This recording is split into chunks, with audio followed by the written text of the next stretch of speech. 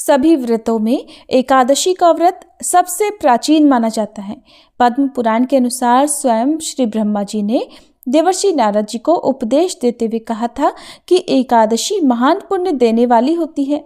कहा जाता है कि जो मनुष्य विजया एकादशी का व्रत रखता है उसके पितर और पूर्वज कुयोनि को त्याग कर स्वर्ग लोक जाते हैं। साथ ही व्रती को हर कार्य में सफलता भी प्राप्त होती है और उसे पूर्व जन्म से लेकर इस जन्म के सभी पापों से मुक्ति मिलती है। त्रेता युग में मर्यादा पुरुषोत्तम श्री रामचंद्र जी को जब 14 वर्षों का वनवास हो गया, तब वे भाई लक्ष्मण और पत्नी सीता जी सहित पंचवटी में निवास करने लगे। वहां पर लंकापति रावण ने जब माता सीता का हरण किया, तब इस समाचार से भगवान श्री राम और भाई लक्ष्मण अत्यंत व्याकुल हुए और माता सीता की खोज में इधर उधर भटकने लगे। बहुत दुखी होकर घूमते घूमते जब वह अपनी आखिरी सांसें ले रहे जटायु के पास पहुंचे, तो जटायु ने माता सीता के बारे में पूरी कहानी बताकर अपने प्राण त्याग दिए। फिर कुछ आगे जाकर उनकी सुग्रीव से भेंट हुई और उन्होंने बाली का वध किया।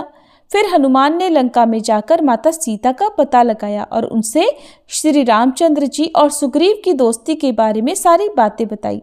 फिर लंका से आकर वीर हनुमान ने भगवान राम से सारी बात बताई। तब भगवान श्री राम ने अपनी वानर सेना के साथ लंका पर चढ़ाई करने का निश्चय किया और लंका की ओर प्रस्थान किया। लेकिन जब श्री राम जी समुद्र के किनारे पहुंचे, तब उन्होंने उस विशाल समुद्र को गौर से देखा जिसमें भयानक जलीय जीव जंतु थे और वह सोचने लगे कि इस विशाल समुद्र को किस प्रकार से पार करके अपनी सीता के पास में जल्द से जल्द पहुंच सकूं। विशाल समुद्र को देखकर भगवान ने लक्ष्मण जी से कहा कि हम इस समुद्र को किस प्रकार से पार करेंगे। तब लक्ष्मण जी ने कहा, हे प्रभु, आप तो सब कुछ जानने वाले हो, आप आदि पुरुष हो। कृपया यहाँ से कुछ ही दूर पर कुमारी द्वीप है जहाँ पर बगदालभ नाम के मुनि रहते हैं। उन्होंने अनेक ब्रह्मा देखे हैं। आप उनके पास जाकर इसका उपाय पूछिए, वह अवश्य बताएंगे। भाई लक्ष्मण के इस प्रकार के वचन सुनकर श्री रामचंद्र बगदालभ ऋषि के पास गए और उनको प्रणाम करके उनके पास बैठ गए। बगदालभ ऋषि ने उन्हें पहचान लिया और पूछा, हे राम, आपका आना कैसे हुआ?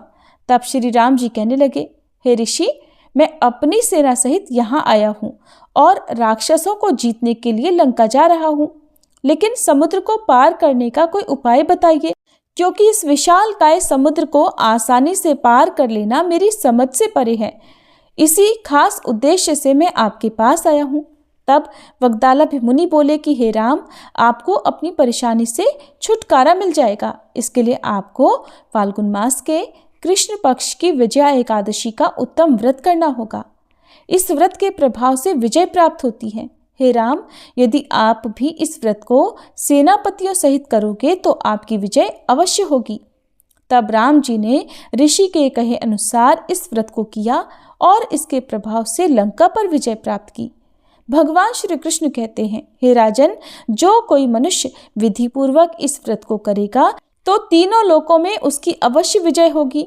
भगवान राम ने बगदालभ ऋषि के द्वारा बताए गए व्रत की विधि को पूछकर ऋषि को प्रणाम किया। फिर वहां से चले आए और समुद्र के किनारे बैठकर आराधना करने लगे और विजया एकादशी का व्रत करके भगवान राम ने अपनी समस्या का समाधान प्राप्त किया। भगवान की भक्ति तो ऐसी है कि भगवान जिसे अपना भक्त चुन लेते हैं, चाहे वो डाकू हो, निर्दयी हत्यारा हो या कोई भी पापी क्यों ना हो, यदि उस पर भगवान की दया होती है तो उसका जीवन कैसे परिवर्तित हो जाता है, ये आप जानेंगे आज की इस कथा को सुनकर। डाकू भगत सिंह की कथा, जिसे आप पूरा सुने बिना तो रह ही नहीं पाएंगे। तो चलिए शुरू करते हैं आज की कथा। बहुत पहले की बात है, एक धनी गृहस्थ के घर में भगवत कथा का बड़ा सुंदर आयोजन हो रहा था। माघ का महीना था, शुक्ल पक्ष की रात का समय था। कथावाचक पंडित जी विद्वान तो थे ही, अच्छे गायक भी थे। बीच बीच में भगवत संबंधी भावपूर्ण पदों का मधुर कंठ से वो गान भी करते। पहले उन्होंने श्रीमद् भागवत के आधार पर संक्षेप में भगवान के जन्म की कथा सुनाई। फिर नंदोत्सव का वर्णन करते करते एक मधुर पद भी गाया। कथा का प्रसंग आगे चला। श्रोतागण व्यवहार की चिंता और शरीर की सुधि भूलकर भगवत आनंद में मगन हो गए, मस्त हो गए। बहुतों के शरीर में रोमांच हो आया, कितनों की आंखों में तो आंसू छलक आए, सभी तन्मय हो रहे थे। भगवान की कथा लीला श्रवण में ऐसा ही तो आनंद आता है, ऐसा ही तो रस आता है। तो कभी भी कथा सुनते समय इस बात की चिंता नहीं करनी चाहिए कि कथा कितनी लंबी है। आपको तो बस अपने मन की आंखों से भगवान की इन सब लीलाओं को मन की आंखों से देखना चाहिए और कथा का श्रवण करना चाहिए। ठीक उसी समय सुयोग देखकर एक डाकू उस धनी गृहस्थ के घर में घुस आया। उसने सोचा सभी लोग तो कथा सुनने में मगन हो रहे हैं, यही अवसर है कि मैं इस घर से सारा सोना चांदी सारा धन लूट लूं। और वो चुपचाप सोना चांदी धन रत्न आदि ढूंढने लगा। लेकिन भगवान की ऐसी लीला कि बहुत कोशिश करने पर भी उस घर में उसके हाथ कुछ नहीं लगा। वो जिस समय कुछ न कुछ हाथ लगाने के लिए इधर उधर ढूंढ रहा था, खोज रहा था, उसी समय अचानक उसका ध्यान उस कथा की ओर चला गया। कथावाचक पंडित जी महाराज उस समय ऊंचे स्वर से कह रहे थे कि प्रातःकाल हुआ, पूर्व दिशा उषा की मनोरम ज्योति और अरुण की लालिमा से रंग गई। उस समय व्रज की झांकी अलौकिक हो रही थी। गौवे और बछड़े सिर उठा उठाकर नंद बाबा के महल की ओर बड़ी इच्छा से, बड़ी कामना से देख रहे थे कि अब हमारे प्यारे श्री कृष्ण हमें आनंदित करने के लिए आ ही रहे होंगे। और ठीक उसी समय भगवान श्री कृष्ण के प्यारे सखा श्री दामा, सुदामा, वसुदामा आदि ग्वाल बालों ने आकर के भगवान श्री कृष्ण और बलराम जी को बड़े प्रेम से पुकारा, अरे ओ हमारे प्यारे कन्हैया, आओ ना, अरे अब तक तुम सो ही रहे हो, देखो तो जरा, गौवें तुम्हें देखे बिना रंभा रही हैं और हम भी कितनी देर से खड़े हैं। चलो चलो वन में गौवें चराने के लिए चलते हैं। दाऊ दादा, और तुम इतनी देर से क्या कर रहे हो? इस तरह की ग्वाल बालों की पुकार और जल्दबाजी देखकर नंद रानी ने अपने प्यारे पुत्रों को बड़े ही मधुर स्वर से पुकार पुकार कर जगाया। फिर मैया ने स्नेह से उन्हें माखन मिश्री और तरह तरह के पकवान का कलेऊ करवाकर बड़े चाव से खूब सजाया। लाखों करोड़ों रुपए के गहने, हीरे जवाहरात और मोतियों से जड़े स्वर्णालंकार अपने बच्चों को धारण करवाए। मुकुट में, बाजूबंद में, हार में जो मणियां जगमगा रही थी, उनके प्रकाश के सामने प्रातःकाल का उजाला फीका पड़ गया। इस तरह भली भांति सजाकर नंद रानी ने अपने लाडले पुत्रों के सिर गूंथे और फिर बड़े प्रेम से गौ चराने के लिए उन्हें विदा कर दिया। ये सारी बातें कथावाचक पंडित जी सामने बैठे हुए श्रोतागणों को सुना रहे थे। ये सारी बातें डाकू ने भी सुनी। उस डाकू ने सुनी जो हमेशा धन, रत्न, जवाहरात आदि लूटने के लिए हमेशा लालयित रहता था। उसने बस इतनी ही बातें कथा के बीच में से सुनी और तो कुछ उसने सुना ही नहीं था। अब वो सोचने लगा कि अरे, ये तो बड़ा अनुपम संयोग है कि मैं तो छोटी मोटी चीजों के लिए इधर उधर मारा मारा फिरता हूँ और ये तो अपार संपत्ति हाथ लगने का अवसर है। अरे केवल 2 ही तो बालक हैं, बालक ही तो हैं, और उनके दोनों गालों पर मैंने 2-2 चपत जड़े नहीं कि वो खुद अपने गहने निकालकर मुझे सौंप देंगे। कथा की ये बातें सुनकर अब डाकू के मन में ये बात आ गई, ये बात घर कर गई कि अब तो चाहे कुछ हो जाए, मुझे उन दोनों बालकों को लूटना ही है जो लाखों करोड़ों रुपए के हीरे जवाहरात पहना करते हैं। मैं तो बेकार ही छोटी मोटी चीजों की चोरी किया करता हूँ। ऐसा सोचकर वह डाकू धनी गृहस्थ के घर से बाहर निकल आया और कथा के समाप्त होने की बाट देखने लगा। बहुत रात बीतने पर कथा समाप्त हुई। तब तक वह डाकू टस से मस नहीं हुआ, भूखा प्यासा वहीं इंतजार करता रहा। अब भगवान के नाम और जय जयकार के नारों से सारा आकाश गूंज उठा। भक्त गृहस्थ बड़ी नम्रता से ठाकुर जी का प्रसाद ग्रहण करने के लिए सब श्रोताओं से अनुरोध करने लगे। प्रसाद बंटने लगा। इधर ये सब हो रहा था, परंतु डाकू के मन में इन बातों पर कोई भी ध्यान नहीं था। वो तो बस रह रहकर कथावाचक की ओर देख रहा था और उसकी आंखें केवल और केवल कथावाचक पंडित जी की गतिविधि पर जमी हुई थी। कुछ समय के बाद प्रसाद पाकर कथावाचक जी अपने डेरे की ओर चले। डाकू भी उनके पीछे पीछे हो लिया। अब जब पंडित जी खुले मैदान में पहुंचे तो डाकू ने पीछे से कुछ कड़े स्वर में पुकार कर कहा, ओ पंडित जी, खड़े रहो।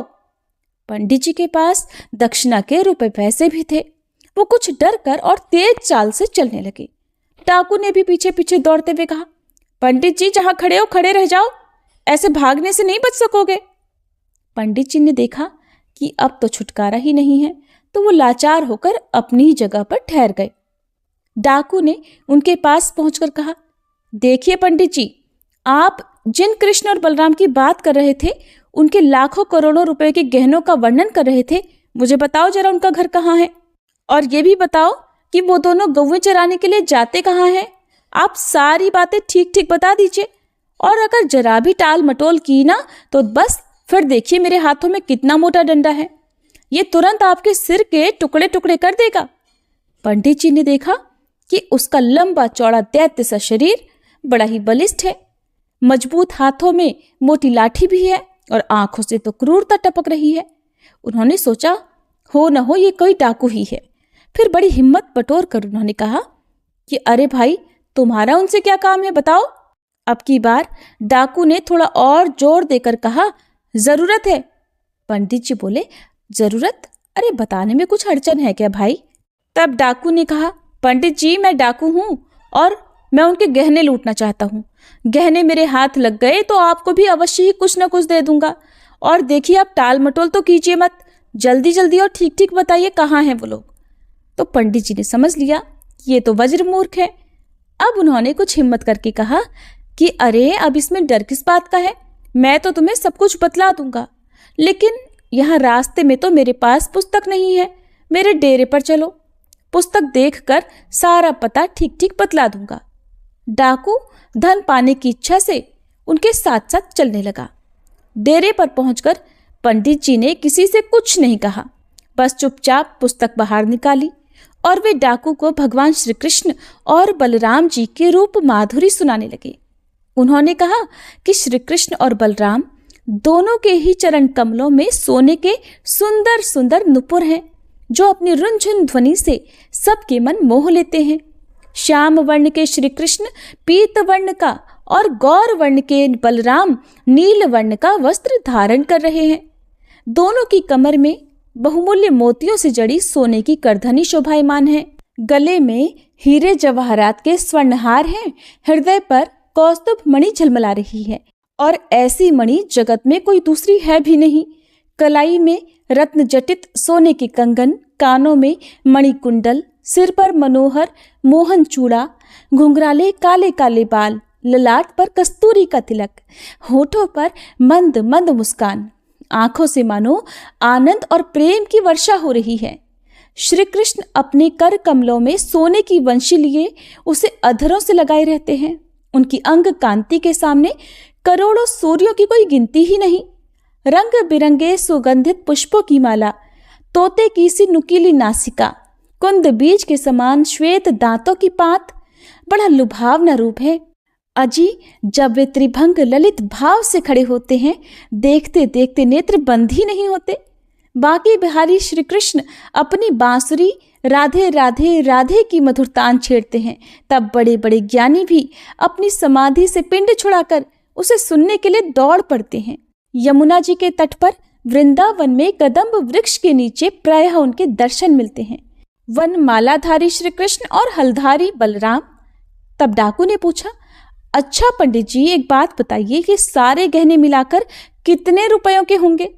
पंडित जी तो भगवान कृष्ण और बलराम जी के अद्भुत सौंदर्य की झांकी करा रहे थे और उस लुटेरे डाकू का तो ध्यान बस केवल और केवल उनके द्वारा पहने गए जो गहने थे उनका मूल्य ही आंक रहा था। उनका ध्यान केवल और केवल उनके गहनों पर ही था। तब डाकू ने पूछा, अच्छा पंडित जी ये सारे गहने मिलाकर बताइए तो जरा कितने रुपए के होंगे? पंडित जी ने कहा, ओहो इसकी तो कोई गिनती ही नहीं है, करोड़ों अरबों से भी ज्यादा के हैं। तब डाकू ने सोचा, तो फिर क्या जितने गहनों के आपने नाम लिए हैं वो उनसे भी अधिक पहनते हैं? पंडित जी बोले, और तो क्या, संसार की सारी संपत्ति एक और कौस्तुभ मणि एक और, फिर भी कोई तुलना ही नहीं है। अब तो डाकू मन ही मन बड़ा प्रसन्न हुआ। डाकू ने आनंद से गदगद होकर कहा, ठीक है और कहिए और क्या क्या है? तब पंडित जी बोले, वो मणि जिस स्थान पर रहती है ना, वहां पर सूर्य के समान प्रकाश हो जाता है, बिल्कुल अंधेरा नहीं रह सकता उस जगह पर, और वैसा रतन तो पृथ्वी में कोई और है ही नहीं। डाकू ने कहा, तब तो फिर पंडित जी उसके दाम भी बहुत ज्यादा होंगे। क्या बोले? तो एक बार भलीभांति समझा तो दीजिए। हाँ पंडित जी, एक बात तो मैं भूल ही गया, वो सारे गहने लूटने के लिए मुझे किस ओर जाना चाहिए। पंडित जी ने उस डाकू को सारी बातें फिर से समझा दी। तब डाकू ने कहा, देखो पंडित जी, आपने तो मुझे सारी बात बता दी, अब मैं जल्दी ही उन्हें लूट कर आपको भी आकर कुछ न कुछ जरूर दूंगा। अच्छा एक बात तो बताइए, जहां वो रहते हैं वो जगह यहाँ से ज्यादा दूर तो नहीं है ना? अच्छा एक बात तो बताइए, मैं एक ही रात में पहुंच जाऊंगा वहां पर? अच्छा हाँ हाँ, एक और बात बताइए पंडित जी, क्या वो हर दिन कौवे चराने जाते हैं? ऐसा तो नहीं किसी दिन घर पर ही रह जाते हो? पंडित जी ने कहा, हाँ और तो क्या, वो तो हर दिन नियम से कौवे चराने जाते हैं।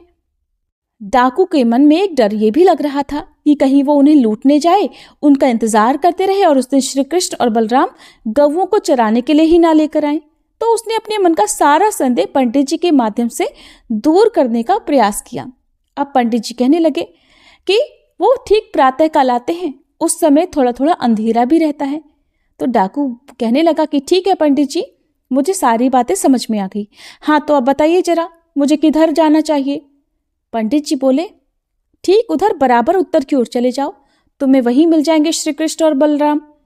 अब तो डाकू पंडित जी को प्रणाम करके वहां से चल पड़ा। अब पंडित जी मन ही मन हंसने लगे, देखो ये कैसा पागल है।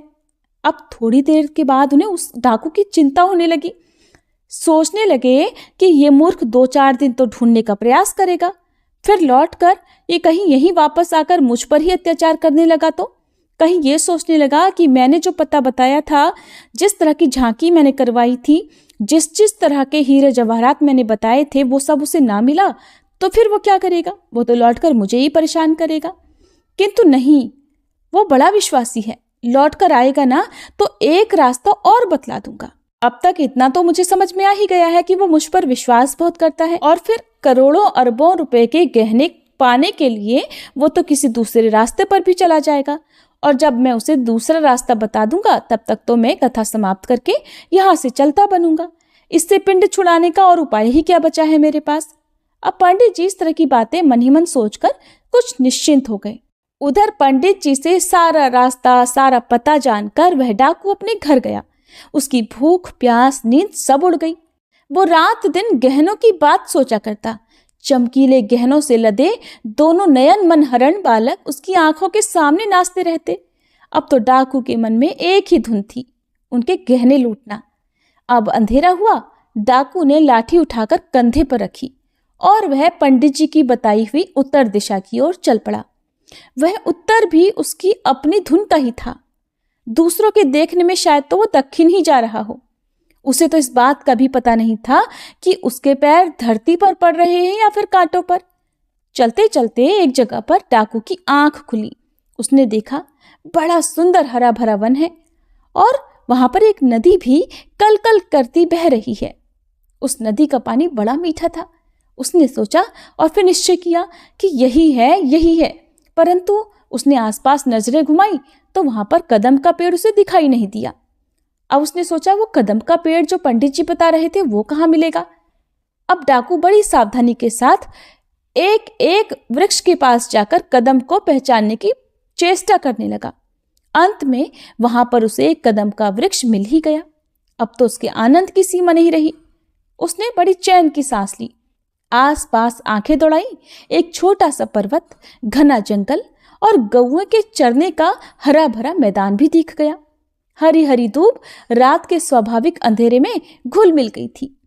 फिर भी उसके मन के सामने गौओं के चरने और चराने वालों की एक छटा छिटक ही गई। जैसा जैसा वृतांत पंडित जी ने बताया था वैसा वैसा कुछ कुछ उसके मन की आंखों के सामने चलने लगा। अब डाकू के मन में एक ही विचार था कि कब सवेरा हो, कब अपना काम बने। अब वो एक एक क्षण सावधानी से देखता और सोचता कि अब सवेरा होने में भला कितनी देर है। जैसे जैसे रात बीतती वैसे वैसे उसकी चिंता, उद्वेग, उत्तेजना, आग्रह और आकुलता भी बढ़ती जाती। अब वह कदम पर चढ़ गया और देखने लगा कि किसी और उजाला तो नहीं हुआ, कहीं से वंशी की आवाज तो नहीं आ रही है ना। उसने अपने मन को समझाया कि अरे अभी तो सवेरा होने में देर है, मैं जैसे ही वंशी की धुन सुनूंगा वैसे ही उन पर टूट पड़ूंगा, सब कुछ लूट कर ले जाऊंगा, कुछ नहीं छोड़ूंगा। ऐसा सोचता हुआ वह बड़ी उत्कंठा के साथ सवेरा होने का इंतजार करने लगा। देखते देखते मानो किसी ने प्राची दिशा का मुख रोली के रंग से रंग दिया। डाकू के हृदय में आकुलता और भी बढ़ गई। वो पेड़ से कूदकर जमीन पर आया, परंतु वंशी की आवाज सुनाई न पड़ने के कारण फिर से उछलकर कदम्ब पर चढ़ गया। वहां भी किसी प्रकार की कोई आवाज सुनाई नहीं पड़ी, क्योंकि पंडित जी ने तो कहा था कि श्री कृष्ण और बलराम तो उस समय आते हैं जब सुबह का हल्का हल्का सा अंधेरा हो रहा होता है। अब तो सुबह भी होने लगी, किसी का कोई अता पता ही नहीं था। उसका हृदय इंतजार करते करते मानो क्षण पर क्षण फटता जा रहा था। अभी अभी उसका हृदय विहर उठता था, लेकिन ये क्या, उसकी आशा अब पूरी हो गई। दूर, कहीं बहुत दूर से वंशी की सुरीली स्वर लहरी लहरा रही है। सुनते ही वो तो झटपट वृक्ष से ऊंचे से ही कूद पड़ा। हाँ, ठीक है ठीक है, अरे बांसुरी ही तो है ना। अच्छा, ये स्वर तो और पास आता जा रहा है। उसने सोचा, पंडित जी ने जो लोग बताए थे, जो श्री कृष्ण और बलराम के बारे में बताया था, वो तो अब इसी दिशा में आ रहे हैं। अब डाकू जो था वो आनंद के आवेश में अपनी सुध-बुध खो बैठा। इतना व्याकुल था वो सब कुछ पाने के लिए कि वो व्याकुलता के मारे मूर्छित होकर धरती पर ही गिर पड़ा। कुछ ही क्षणों में उसकी बेहोशी दूर हुई, आंखें खुली, उठकर खड़ा हो गया। देखा तो पास ही जंगल में एक दिव्य शीतल प्रकाश चारों ओर फैल रहा है। उस मनोहर प्रकाश में दो भुवन मोहन बालक अपने अंग की अलौकिक छटा बिखेर रहे हैं। गौवे और बाल गोपाल उनके आगे आगे कुछ दूर निकल गए हैं। डाकू ने उन्हें देखा, अभी पुकार भी नहीं पाया था कि मनमुग्ध हो गया। आहा, कैसे सुंदर चेहरे हैं, और इनकी आंखों से तो मानो अमृत ही बरस रहा है। इनके तो अंग अंग बहुमूल्य आभूषणों से भरे हैं। हाय, अरे हाय, इतने नन्हे नन्हे सुकुमार बालकों को माँ बाप ने अपनी गौवें चराने के लिए आखिरकार भेज कैसे दिया। ओहो, मेरा तो जी भर आता है, मन चाहता है मैं तो बस और बस केवल इन्हें ही देखता रहूं। अरे ये बालक तो ऐसे मन को मोह रहे हैं कि इनके गहने उतारने की बात तो क्या, इन्हें तो और भी सजाना चाहिए। ना, मैं इनके गहने नहीं छीनूंगा, ना ना, गहने, मैं तो बिल्कुल गहने छीन ही नहीं सकता। अरे, जब मैं गहने ही नहीं छीन सकता तो फिर भला मैं यहाँ आया ही क्यों, मैंने इतना इंतजार किया ही क्यों। ठीक है, मैं गहने छीन लूंगा, हाँ, लेकिन मैं इन्हें मारूंगा नहीं। वो डाकू जो एक बार अपने मन में ये सोच रहा था कि करोड़ों अरबों के जो गहने उन्होंने पहने होंगे, अगर वो अपनी मर्जी से नहीं देंगे तो मैं जबरदस्ती उनसे छीन लूंगा, और तब भी ना माने तो एक दो डंडे उन्हें या चपत उन्हें लगा दूंगा, तब तो वो मुझे गहने दे देंगे। लेकिन अब अपने सामने प्रत्यक्ष उनकी छवि देखकर डाकू के मन में ऐसा आने लगा कि ये इतने सुकुमार बालक, इनकी छवि कितनी निराली है। अरे भला, इनके गहने लूटने की तो बात दूर है, इन्हें तो और गहनों से लाद देना चाहिए, इनका तो खूब श्रृंगार करना चाहिए। फिर उसके मन में आया कि नहीं, मैं तो इतनी रात भर इंतजार करता रहा, अब गहने तो मुझे छीन नहीं पड़ेंगे। हाँ, लेकिन मैं इनके साथ कोई जोर जबरदस्ती नहीं करूंगा, इन्हें बिल्कुल नहीं सताऊंगा, मारूंगा नहीं। फिर अचानक वह सोचने लगा, बाबा रे बाबा, मुझसे ये काम नहीं होगा। धत तेरे की, ये मोह छो कैसा। अरे मैं तो डाकू हूं, डाकू, और एक डाकू के मन में दया। बस बस, मैं अभी गहने छीन लेता हूं। ऐसा कहते कहते वह डाकू श्री कृष्ण और बलराम जी की ओर दौड़ा। उसके मन में ये सारे प्रश्न, ये असमंजस की स्थिति लगातार चल रही है। ऐसा कहते कहते जब वह उनकी ओर दौड़ा तो भगवान श्री कृष्ण और बलराम जी के पास पहुंचकर उनका स्वरूप देखते ही एक बार फिर से उसकी चेतना लुप्त हो गई।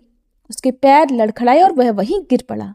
फिर उठा, फिर कुछ देर टकटकी लगाए देखता रहा, आंखें आंसुओं से भर आईं। फिर ना मालूम क्या सोचा, हाथ में लाठी लेकर उनके सामने गया और बोला, कहीं से हिम्मत बटोर कर बोला, खड़े हो जाओ, सारे गहने निकाल कर मुझे दे दो। तब श्री कृष्ण कहने लगे, गहने? अरे भला भाई, हम अपने गहने तुम्हें क्यों दें? डाकू कहने लगा, दोगे नहीं? जरा ये मेरी लाठी की ओर देखो। श्री कृष्ण बोले, लाठी से क्या होगा? डाकू कहने लगा, अच्छा, क्या होगा? गहना ना देने पर मैं तुम्हारा सिर तोड़ डालूंगा, और क्या होगा? श्री कृष्ण कहने लगे, नहीं, हम लोग तो अपने गहने बिल्कुल नहीं देंगे। अब श्री कृष्ण भी जिद करने लगे। डाकू भी जिद पर अड़ गया, कहने लगा, अभी अभी मैं कान पकड़ के ऐठूंगा और सारे गहने छीन छान कर तुम दोनों को नदी में फेंक दूंगा। अब तो श्री कृष्ण जोर से कहने लगे, बाप रे बाप, बाबा, ओ बाबा। अब तो डाकू ने झपट कर अपने हाथ से श्री कृष्ण का मुंह दबाना चाहा।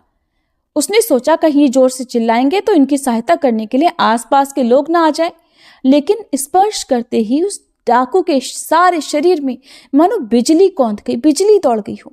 वह अचेत होकर धड़ाम से वहीं धरती पर गिर पड़ा। कुछ क्षणों के बाद जब उसे होश आया तब वह श्री कृष्ण से बोला, अरे तुम दोनों कौन हो? मैं ज्यों ज्यों तुम दोनों को देखता हूं त्यों त्यों तुम मुझे और सुंदर और मधुर और मनोहर क्यों दिख रहे हो? मेरी आंखों की पलकें पड़नी बंद हो गई। हाय हाय, मुझे रोना क्यों आ रहा है? और मेरे शरीर के सारे रोए क्यों खड़े हो गए? मैं जान गया कि तुम दोनों देवता हो, मनुष्य नहीं हो। श्री कृष्ण मुस्कुराकर कहने लगे, नहीं, हम मनुष्य हैं, हम तो ग्वाल बाल हैं, हम तो ब्रज के राजा नंद बाबा के पुत्र हैं। तब डाकू कहने लगा, आहा, कैसी मनोहर मुस्कान है। अच्छा जाओ जाओ, तुम लोग गौवे चराओ, मैं तुम्हारे गहने नहीं लूटूंगा। जाओ, मेरी आशा दुराशा सब, मेरी चाह आह सारी मिट गई। अब तुम लोग मुझसे बिल्कुल भी मत डरो, मैं तुम्हारे गहने नहीं छीनूंगा। हाँ, बल्कि मैं ये चाहता हूं कि तुम दोनों के सुकुमार अंगों में मैं अपने हाथों से और भी गहने पहनाऊं। जाओ, हाँ, यहाँ से चले जाओ, और फिर एक बार अपने दोनों लाल लाल चरण कमलों को जरा जाने से पहले मेरे सिर पर तो रख दो। हाँ हाँ, जरा अपने हाथ तो इधर करो। मैं एक बार तुम्हारी इन सुकुमार हथेलियों का चुंबन करके अपने प्राणों को तुम कर लूं। ओह, तुम्हारा स्पर्श कितना शीतल, कितना मधुर, कितना मधुर है। मैं धन्य हो गया। तुम्हारे मधुर स्पर्श से मेरे हृदय की ज्वाला शांत हो रही है, सारी आशा अभिलाषाएं मिट गई। जाओ, हाँ हाँ, अब तुम दोनों जाओ, मेरी भूख प्यास भी मिट गई। अब तो मुझे कहीं और जाने की इच्छा ही नहीं होती, अब तो मैं यहीं रहूंगा। तुम दोनों रोज इसी रास्ते से जाओगे ना? एक बार, केवल एक क्षण के लिए हर दिन, हाँ ध्यान रखना, हर दिन मुझे दर्शन देकर जाना है।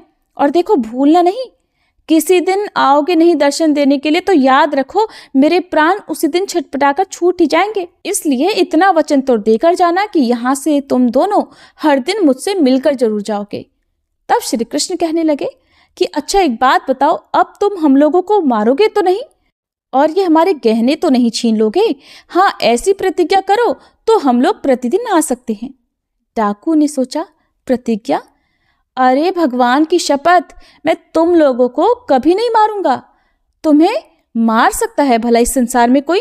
अरे तुम्हें तो देखते ही सारी शक्ति ही गायब हो जाती है, मन ही हाथ से निकल जाता है, फिर तुम्हें कौन मारे, कैसे मारे? अच्छा तुम लोग जाओ, मैं तुम्हें कुछ नहीं कहूंगा। तब श्री कृष्ण कहने लगे, अच्छा तुम आए तो थे हमें लूटने के लिए, और तुम हमें अब लूटना भी नहीं चाहते, तुमने हमें मारा भी नहीं। अच्छा, अगर हम तुम्हें अपना कोई गहना दे जाएं, खुद से ही सारे गहने दे जाएं, तो क्या तुम ले लोगे? डाकू ने सोचा, गहने?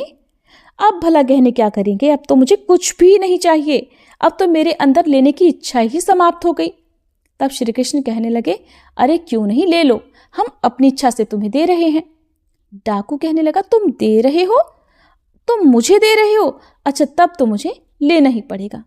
लेकिन जब तुम दोनों वापस अपने घर जाओगे और तुम्हारे गहने सारे गायब होंगे, तब तो तुम्हारे माँ बाप तुम पर नाराज होंगे और तुम्हें फिर मारेंगे, तब क्या होगा? श्री कृष्ण बोले, नहीं नहीं, हम राजकुमार हैं, हमारे पास तो ऐसे बहुत सारे गहने हैं, जाने कितने गहने हैं। तुम चाहो तो तुम्हें और भी बहुत सारे गहने हम दे सकते हैं। डाकू कहने लगा, मैं क्या करूंगा? हाँ हाँ, परंतु तुम्हारी बात टाली भी तो नहीं जा सकती।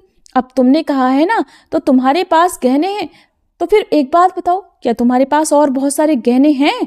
अच्छा सच बताओ। श्री कृष्ण कहने लगे, है नहीं तो क्या हम बिना हुए ही दे रहे हैं? लो, तुम पहले इन गहनों को ले जाओ, हमारे पास बहुत सारे गहने हैं, तुम हमारे गहनों की चिंता मत करो। भगवान श्री कृष्ण अपने शरीर से गहने उतार उतार कर उस डाकू को देने लगे। तब डाकू ने कहा, देखो भाई, अगर तुम देना ही चाहते हो तो मेरा ये दुपट्टा ले लो और इसमें अपने हाथों से बांध दो। किंतु देखो लाला, अगर तुम मेरी इच्छा जानकर बिना मन के दे रहे हो तो मुझे ये गहने नहीं चाहिए। मेरी इच्छा तो बस एक यही है कि रोज एक बार तुम्हारे मनोहर मुखड़े को मैं देख लिया करूं और एक बार तुम्हारे चरण कमलों से अपने सिर का स्पर्श कर लिया करूं। श्री कृष्ण कहने लगे, नहीं नहीं, बेमन की बात कैसी? हम तो अपनी इच्छा से खुशी से तुम्हें दे रहे हैं। तुम फिर आना, तुम्हें इस बार और अधिक गहने देंगे। श्री कृष्ण ने डाकू के हाथ से वो दुपट्टा लिया और उस दुपट्टे में सारे गहने बांध दिए। अब डाकू ने गहने की पोटली हाथ में लेकर कहा, क्यों भाई, मैं फिर आऊंगा तो तुम मुझे और गहने दोगे ना? गहने चाहे मत देना, लेकिन अपने दर्शन जरूर दे देना। श्री कृष्ण ने कहा, अवश्य, गहने भी देंगे और दर्शन दोनों देंगे। अब डाकू बड़ी खुशी से गहने लेकर अपने घर के लिए रवाना हुआ। डाकू आनंद के सागर में डूबता उतराता घर लौटा। दूसरे दिन रात के समय कथावाचक पंडित जी के पास जाकर उसने सारा वृतांत कहा और गहनों की पोटली ले जाकर उनके सामने रख दी और बोला, देखिए देखिए तो पंडित जी, कितने गहने लेकर आया हूं। आपकी जितनी इच्छा हो ना, सारे गहने ले लीजिए। आपको सारे चाहिए आप सारे ले लीजिए, या अपनी इच्छा अनुसार जो जो आपको अच्छा लगे वो गहना आप ले लीजिए। पंडित जी, उसने और गहने देना स्वीकार किया है। पता है, वो ये कह रहा था कि तुम कल फिर आना, मैं कल तुम्हें और ज्यादा गहने दूंगा। पंडित जी ने ये सब सुना तो ये सब देखकर सुनकर हैरान रह गए। फिर उन्होंने बड़े आश्चर्य के साथ कहा कि मैंने जिनकी कथा कही थी उनके गहने तो ले आया। डाकू बोला, तब क्या पंडित जी, देखिए ना, ये खुद देखिए, ये सोने की वंशी, ये सिर का मोहन चूड़ामणि, आपने यही सब तो बताया था ना। पंडित जी ने सुना, हक्के बक्के रह गए। बहुत सोचा, बहुत विचारा, परंतु वे किसी निश्चय पर नहीं पहुंच सके। जो अनादि अनंत पुरुषोत्तम है, बड़े बड़े योगी सारे जगत को तिनके के समान त्याग कर, भूख प्यास नींद की उपेक्षा करके सहस्त्र सहस्त्र वर्षों तक ध्यान में मगन रहते हैं, जिनकी कामना करते हैं, परंतु फिर भी उनके दर्शन से वंचित ही रह जाते हैं, उन्हें ये डाकू दिखाया, उनके गहने भी ले आया। ना ना, असंभव है, ऐसा तो हो ही नहीं सकता। परंतु ये क्या, ये चूड़ामणि, ये बांसुरी, ये गहने सभी तो अलौकिक हैं। इसे ये सब कहाँ और किस तरह से मिल गए भला? कुछ समझ में नहीं आता। क्षण भर ठहरकर पंडित जी ने उस डाकू से कहा, क्यों भाई, तुम मुझे उनके दर्शन करा सकते हो? तो डाकू बोला, क्यों नहीं, कल ही मेरे साथ चलिए ना। पंडित जी पूरे अविश्वास के साथ केवल और केवल उस घटना का पता लगाने के लिए अगले दिन डाकू के साथ चल पड़े और फिर नियत स्थान पर पहुंच गए। पंडित जी ने देखा, एक सुंदर सा वन है, छोटी सी नदी बह रही है, बड़ा सा घास का मैदान और वहीं पास में कदम्ब का वृक्ष भी है। वो वृक्ष तो नहीं है और न ही वो नदी यमुना है, पर है कुछ कुछ वैसा ही। रात बीत गई। सवेरा होने के पहले ही डाकू ने कहा, देखिए पंडित जी, आप तो नए आदमी हैं, आप किसी पेड़ की आड़ में छुप जाइए, वो कहीं आपको देखकर ना आए तो। अब प्रातःकाल होने में देर भी नहीं है, अभी आएगा, देख लेना आप। डाकू पंडित जी से बात कर ही रहा था कि तभी मुरली की मोहक ध्वनि उसके कानों में पड़ी और बोल उठा, सुनिए सुनिए पंडित जी, बांसुरी बज रही है, कितनी मधुर, कितनी मोहक। अरे आप सुन रहे हैं ना? पंडित जी ने कहा, कहाँ जी, मैं तो कुछ भी नहीं सुन रहा। अरे क्या तुम पागल हो गए हो? डाकू कहने लगा, पंडित जी पागल? अरे नहीं, जरा ठहरिए ना, अभी आप उसे देखेंगे तो थोड़ी देर आप इंतजार तो कीजिए, बिल्कुल अभी आप उसे देखेंगे। रुकिए, मैं जरा पेड़ पर चढ़कर देखता हूं कि वो अभी कितनी दूर है। अब डाकू ने कदम के वृक्ष पर चढ़कर देखा, फिर कहा, पंडित जी, अब वो बहुत दूर नहीं है, बस आ ही रहा है। उतर कर उसने देखा कि थोड़ी दूर पर वैसा ही विलक्षण प्रकाश फैल रहा है जैसा एक दिन पहले फैला था। वह आनंद के मारे पुकार उठा, पंडित जी, वो है। उसके शरीर की दिव्य ज्योति सारे वन को चमका रही है। पंडित जी कहने लगे, लेकिन मैं तो कुछ भी नहीं देख पा रहा। डाकू कहने लगा, ऐसा क्यों पंडित जी, वो इतना पास है, देखिए ना कितना प्रकाश फैला हुआ है, फिर भी आप उसे नहीं देख पाते। अजी, आप जंगल, नदी, नाला सब कुछ देख रहे हैं और उसको नहीं देख पा रहे? पंडित जी बोले, हाँ भाई, मैं तो नहीं देख पा रहा। देखो, अगर सचमुच वे हैं तो तुम जरा उनसे कहो कि आज तुम जो देना चाहते हो वो सब इसी ब्राह्मण के हाथ पर दे दो। डाकू ने स्वीकार कर लिया। अब तक भगवान श्री कृष्ण और बलराम जी डाकू के पास आकर खड़े हो गए थे। डाकू ने कहा, आओ आओ, मैं आ गया हूं। मैं तो तुम्हारा ही इंतजार कर रहा था, तुम्हारी ही बाट जो रहा था। श्री कृष्ण ने कहा, गहने लोगे? डाकू ने कहा, नहीं भाई, आज मैं गहने नहीं लूंगा। जो तुमने दिए थे वो भी तुम्हें ही देने के लिए लौटा लाया हूं। तुम अपना सब कुछ ले लो, लेकिन भैया, ये पंडित जी मेरी बात पर विश्वास नहीं कर रहे। इन्हें विश्वास कराने के लिए ही मैं इन्हें अपने साथ लिवा कर लाया हूं। मैं तो तुम्हारी वंशी की ध्वनि सुन रहा हूं, तुम्हारी अंग कांति से चमकते हुए वन को देखता हूं, तुम्हारे साथ बातचीत करता हूं, परंतु ये पंडित जी सब कुछ देख सुन नहीं पा रहे जो मैं देख पा रहा हूं। अगर तुम इन्हें नहीं दिखोगे ना तो ये मेरी बात पर विश्वास नहीं करेंगे। श्री कृष्ण बोले, अरे भैया, अभी ये मेरे दर्शन के अधिकारी नहीं हुए हैं। बूढ़े, विद्वान या फिर पंडित हैं तो क्या हुआ? डाकू बोला, नहीं भाई, मैं बलिहारी जाऊं तुम पर, उनके लिए जो कहो वही कर दूं, परंतु एक बार, बस एक बार इन्हें अपनी बाकी झांकी जरूर दिखा दो। श्री कृष्ण ने हंसकर कहा, अच्छी बात, तुम मुझे और पंडित जी को एक साथ ही स्पर्श करो।